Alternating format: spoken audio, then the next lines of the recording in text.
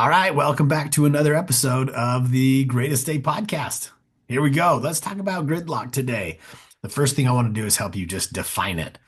Like, just define, am I in gridlock? Is this something that's happening inside of my relationship or not? Because if you haven't or you can't identify that, there isn't much to do after that. There's no steps. There's no ways to get through it. So maybe you've heard of this concept before. And if you have, all right, great. If you have not, let me just briefly describe what gridlock is.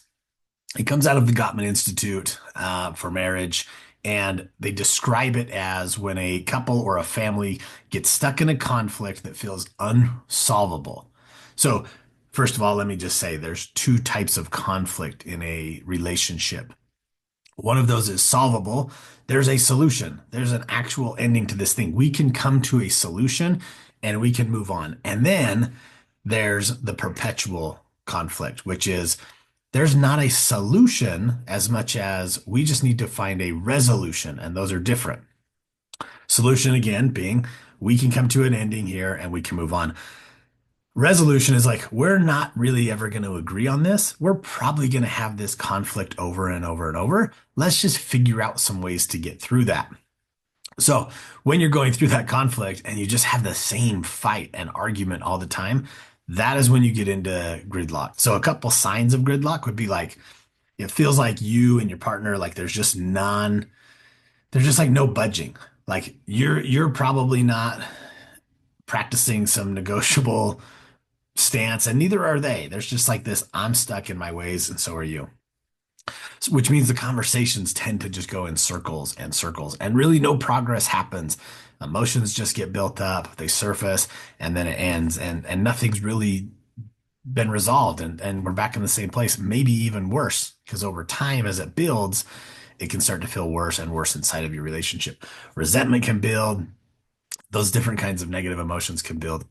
um, if you often feel unheard or just that your feelings or your thoughts are dismissed, this would be a great sign of gridlock. And when the conversation starts, it escalates very quickly. Like emotions take over, and then you're not even able to focus on the topic at hand. That would be another really good sign that gridlock is upon you. So it is common. It is common. It's not always it doesn't mean like your relationship's doomed and this is terrible. I mean, this is just another one of those things inside of a relationship that you just have to figure it out. You just have to figure it out. Like if we're going to have the same conflict around the same types of issues, we got to figure out how to communicate through them while having respect and compassion and love, so we can get through those things. So one is just like, okay, this is going to happen. In fact, I told you about those two types of conflict, the perpetual and the solvable. And perpetual conflict makes up about two-thirds of the conflict in a relationship, 69%, according to the Gottman Institute. 69% of conflict couples have, they won't solve. It will tend or have the potential to resurface over and over and over. So without getting too discouraged by that, I just want you to think, okay, cool. Now that I know that, we just have to get really good at communicating and walking through these issues. If they make up two-thirds of our conflict in a relationship, let's just get good at resolution skills rather than solution skills. So I'm going to walk you through a couple steps today. And I'm really trying to focus on keeping these short and simple for you. So if you've been on this podcast for a while, you've heard me say that hundreds of times. So I'm going to tell you just from maybe I'll throw in some personal examples. Maybe I'll just whip through this list and help you to so that you can apply this in your conflict and in your relationship. So one is one is we've got to really understand like what the core issue is. Like what are we actually fighting about? What are we having conflict about? What's the topic or issue at hand? And then that's when you decide, is this going to be a perpetual thing or is this a solvable thing? Um, and that gets us going on the right direction as far as like what do we do next, right? I always love to coach and guide couples on having an emotional check-in first, before you dive into any sort of conflict resolution or you feel like you're getting to that, it is really great to just have this feelings check in and be like, where am I at? Where are you at? How are we doing? Can we even have this conversation? And just recognize where you're at emotionally first and foremost. I think that's going to help as you move forward, just to have that self-awareness. And to be able to say, I can't do this right now. I'm going to need to hit the pause button. My emotions are way too on the surface. They're taking control right now. This is not going to end well. Let's hit the pause button and come back later. What a great gift that you can offer inside your relationship is I can tell where I'm at emotionally. This isn't going to go well. I need to go practice some self-soothing skills. Maybe we do another episode all about that. But let's do this at a later time.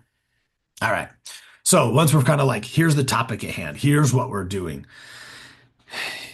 Seeking to understand your partner is it's rarely going to end poorly. That may not be the case, how you go about seeking to understand, but if you can gain an understanding of where your partner's coming from, this is wonderful. So when it comes to some of this gridlock stuff, it's like you gotta, how you start the conversation is going to matter. You approach it in a soft manner, right? Like voicing your feelings rather than pointing and accusing and being critical. It's like, hey, this has been my experience, or this is how I'm seeing the current situation or conflict, and going off of that. But then, like, help me understand your side, which is a really key point. So I'll get to that in just a moment. But so getting on the same, like, where do you guys, and you could write this down if you need to, but where are we on the same page? Where are we actually seeing this stuff in an alignment? How are we aligned in this current dilemma or conflict or situation? Like, how are we actually in alignment? We are seeing it the same way. We agree on these points. Write that down. You guys want to align on that.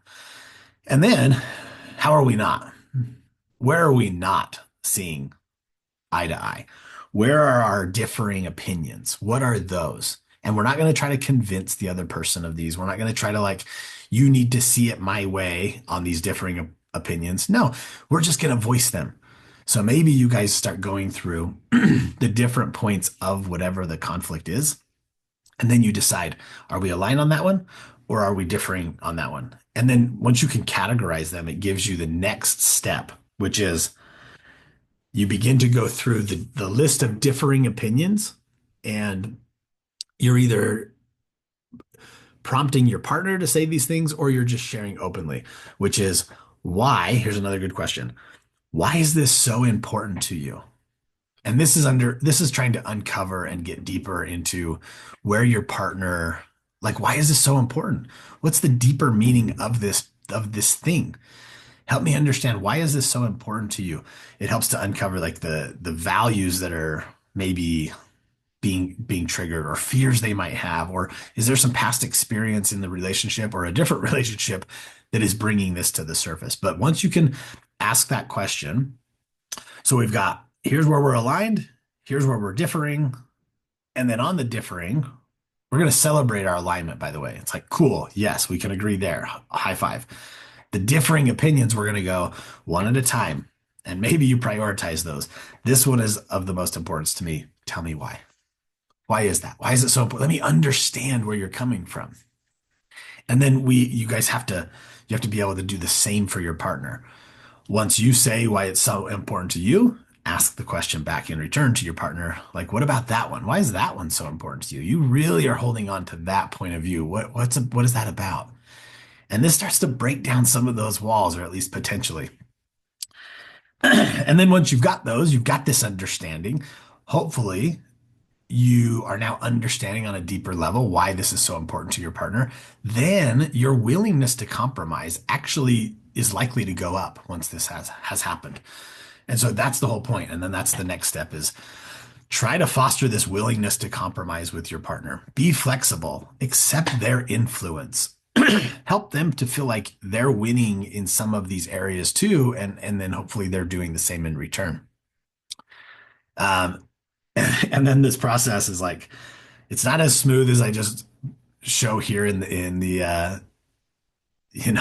this podcast, but It's it is a practice and you can get better and better at it. And maybe you just get better incrementally at each of these little sections inside of breaking through this gridlock. So we've got the awareness.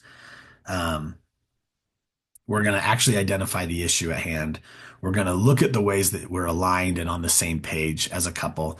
We're going to identify the differing opinions by just conveying to your partner what that's about, not convincing them that they need to see it your way. We already know they're not seeing it your way. So we're not doing that. So we're just finding the differing opinions and then we're exploring and trying to stay curious and open and saying, why is that so important to you? Help me understand that. And then hopefully that leads to this like increased or willingness to compromise on certain things. Like, okay, I didn't realize that was so important to you based on the details you shared. Okay, I'm willing to give that one up or to let you have that one or and that's where we're starting to just compromise within the relationship. So, there you go. Stay patient in the process. It is a learning process. It is a practice. It is something that's going to take time. You're not going to get it right. It's okay not to get it right if you've never really done this thing. But the goal is to just continue to pursue this deeper connection and let the thing at the foundation of all of this be, I don't want you as my partner to like suffer and be in pain and have all these negative emotions. I actually want to find a way to help you. And if both people are doing that, the likelihood of you reaching a resolution on some of these topics is going to be much, much greater. And one of my favorite quotes about relationships, and remember this one, is never let a problem to be solved become more important than a person is to be loved. So we're still trying to be like, you aren't the problem. The problem is the problem. I don't want to fight you. I want to find a way together that we can fight the problem. Okay, there we go. I'm going to get excited about that topic itself. We'll end here. Thank you for being here. Share the episode with somebody that would benefit, and head over and leave a review. It would really help. I'm starting to spread this thing a lot more. I can't tell you how many times I've said that over the years, but I'm really locked in at this point for now. So I'm glad you're here and I appreciate you and make today the greatest day of your life.